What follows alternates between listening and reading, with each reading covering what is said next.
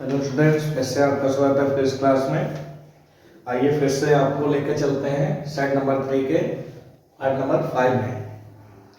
अब इसमें 7 तक सवाल हो गए थे पूरे। अब जो है 8वां सवाल इसमें देखते हैं कि क्या लिखा है।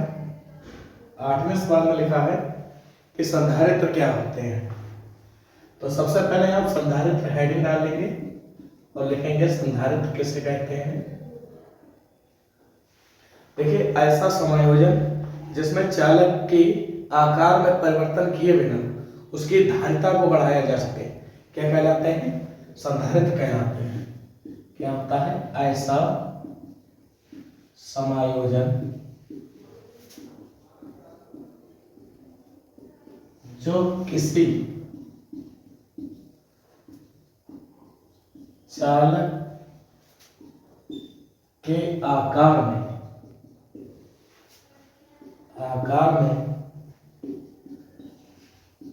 परिवर्तन किए बिना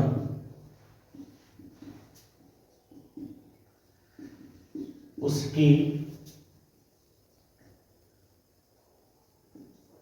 धारिता में वृद्धि कर दे संधारित्र कहलाते हैं। संधारित्र कहलाते हैं। आपसे केवल ये पूछा है कि संधारित्र किसे कहते हैं, यानी क्या होते हैं। इसमें होता क्या है, ये तो परिभाषा हो गई। इसमें लिखना, इसमें दो समांतर व एक समान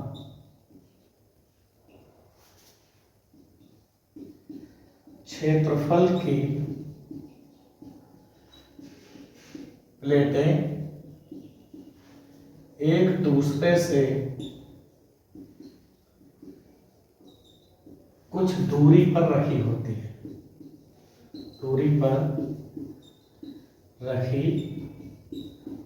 है। जैसे ये प्लेट है, एक ये है, एक ये है, ये कुछ दूरी पर रखी हुई होती है। मान लिया ये दूरी स्मॉल डी है। जब हम इसमें +2 आवेश देते हैं तो आवेशों का वितरण इसके संपूर्ण पृष्ठ पर एक समान रूप से वितरित हो जाता है, लेकिन प्रेरण के कारण इस वाली प्लेट पर उतने ही ऋणावेश उत्पन्न हो जाते हैं। फिर ये धनावेश इधर की ओर जाने लगते हैं, ऐसे करके। फिर इस पर और धारिता इसकी बढ़ जाती है। अब इसे हम आवेश और दे सकते हैं।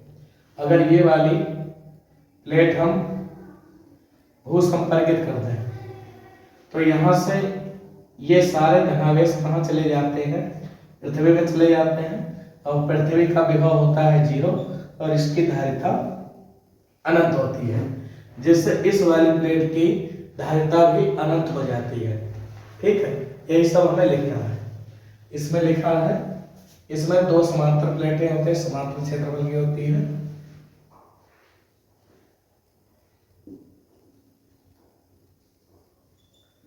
पहली प्लेट को आवेशित किया जाता है तो दूसरी प्लेट पर प्रेरण के कारण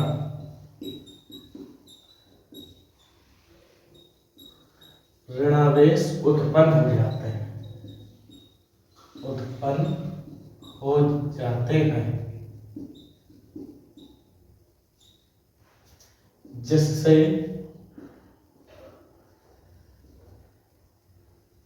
पहली प्लेट की धारिता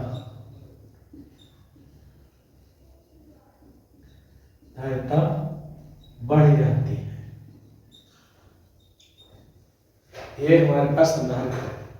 अब इसमें लिखा है, इसी के साथ क्वेश्चन लगा है, समांतर प्लेट संधारित्र की धारिता का व्यंजक व्युत्पन्न कीजिए।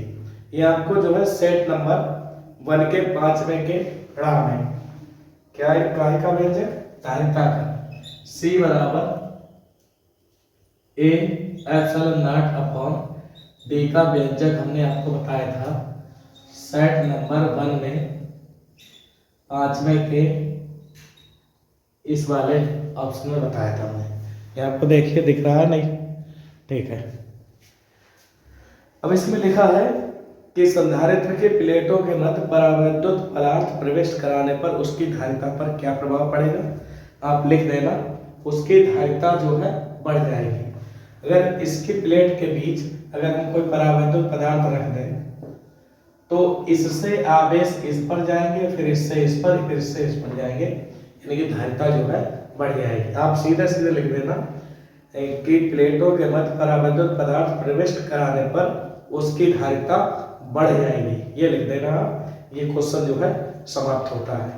चलिए अगला हमसे कह रहा है व्हीटस्टोन सेतु क्या होता है, फिर उसके साथ सवाल लगा हुआ है। देखिए पूछ रहा है कि व्हीटस्टोन सेतु क्या होता है।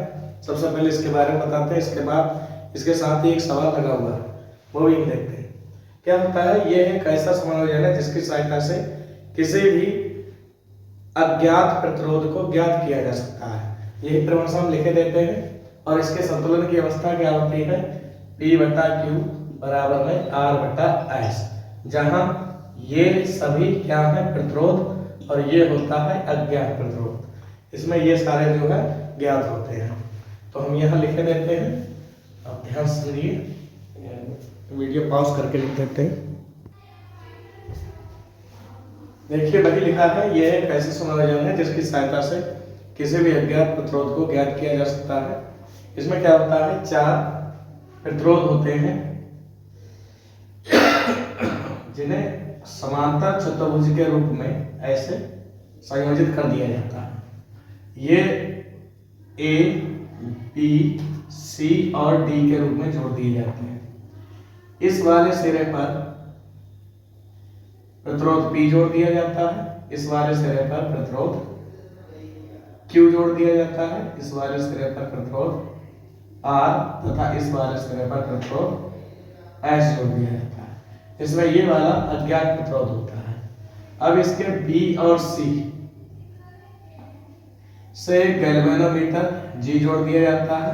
यहाँ पर एक कुंजी लगा दी जाती है, यहाँ एक कुंजी K2 लगा दी जाती है। इसके विकर्ण A और C से एक सेल लगा दिया जाता है और यहाँ पर एक प्लग कुंजी लगा दी जाती है जिसे हम कहते हैं केबल। यहाँ से जब हम धारा प्रवाहित करते हैं तो यहाँ से धारा I1 और यहाँ से धारा I2 के रूप में परिवर्तित हो जाती है। यहाँ से ये धारा इधर जाएगी और इधर जाकर इधर आ जाएगी I1 के रूप में, यहाँ से ये धारा इसमें जाएगी I2 के रूप में। जब हम इसमें ये कुंजी जो है मतलब बंद करते हैं तो इसमें गैल्वेनोमीटर में कोई विक्षेप प्राप्त नहीं होना चाहिए। कहने का मतलब ये है इस वाले तार में कोई धारा प्रवाहित नहीं होनी चाहिए, तब ये हमारा ब्रिज संतुलन की अवस्था में होता है। बस हमसे केवल यही पूछा है व्हीटस्टोन सेतु क्या है, इसकी पूरी क्रिया विधि हमसे नहीं पूछी है, इसलिए केवल इतना ही कहने दें। या तो आप जो है चाहे तो ये लिख के और ये चित्र बना देना, नंबर मिल जाएंगे आपको, ठीक। लेकिन इसमें जो सवाल चिपका हुआ है वो देखते हैं वो क्या लिखा है। आइए देखते हैं अगला सवाल। इसमें लिखा है, देखिए दिए गए परिपथ में I1, I2 और IG। I1 ये है हमारे पास और I2 ये है और